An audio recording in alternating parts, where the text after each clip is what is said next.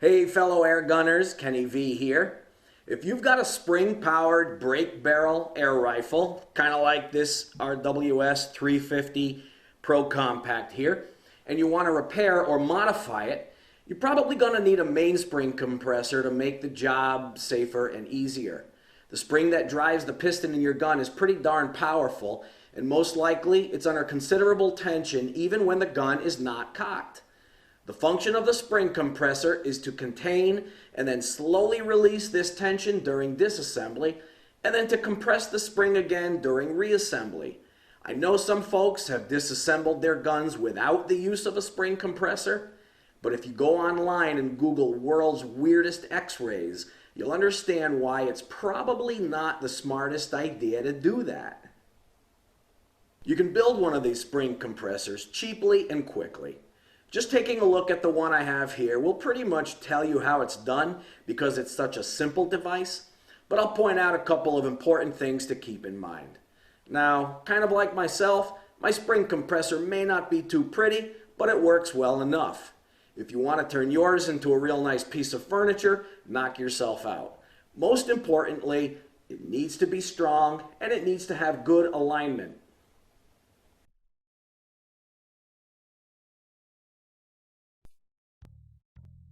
The four basic parts of the spring compressor are the base, the screw, the bed, and the stop.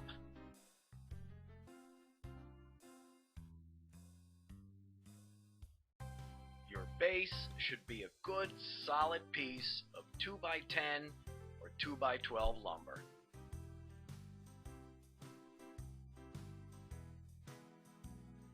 You'll want to be able to screw into it or bolt through it, and you'll want it to have a fair amount of bench hugging stability.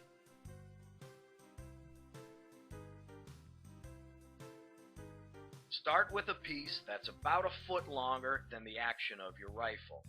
You can trim it down from there or leave the extra length to accommodate other guns that may be a little bit longer.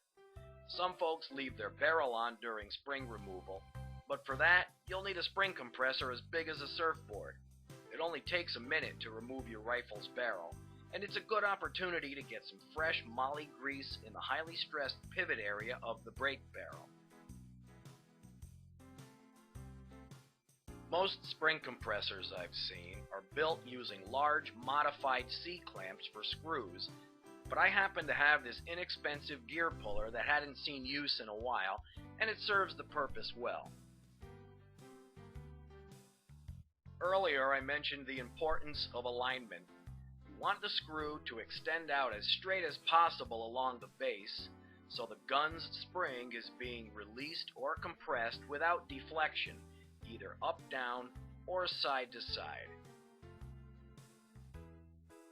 You won't actually be contacting the spring itself with the compressor screw shoe.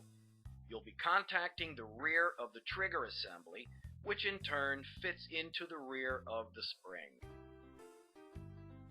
Although we call this a spring compressor, it is a decompressor just the same, and that's the operation you'll be performing first when you disassemble your gun.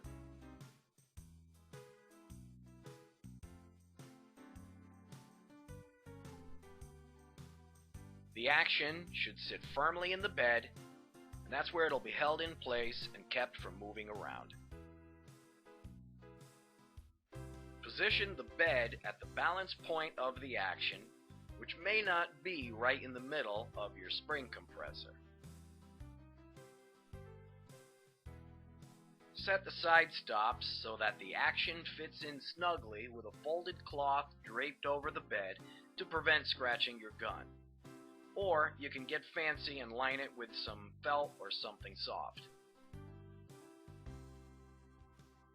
I secure my action down with a ratchet strap, but here again you can do what you want and maybe install a top piece on a hinge that locks down, your choice.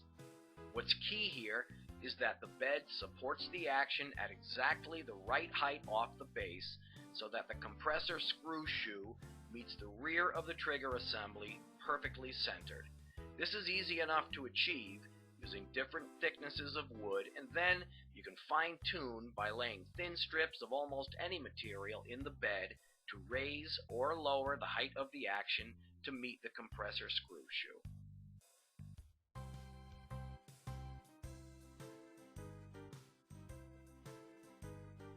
The stop is pretty basic.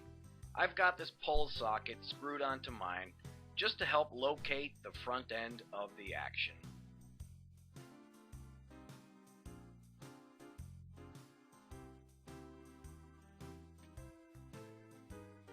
To figure out where to place your stop when you're building your spring compressor, first turn the screw out about 3/4 of the way. The distance from the extended screw shoe to where you position the stop needs to be equal to the length of the gun's action.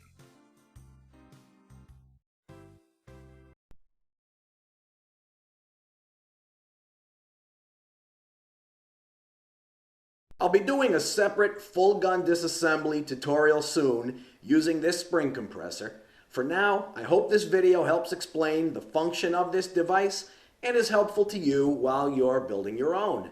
I'm Kenny V. Thanks for watching and have lots of fun shooting.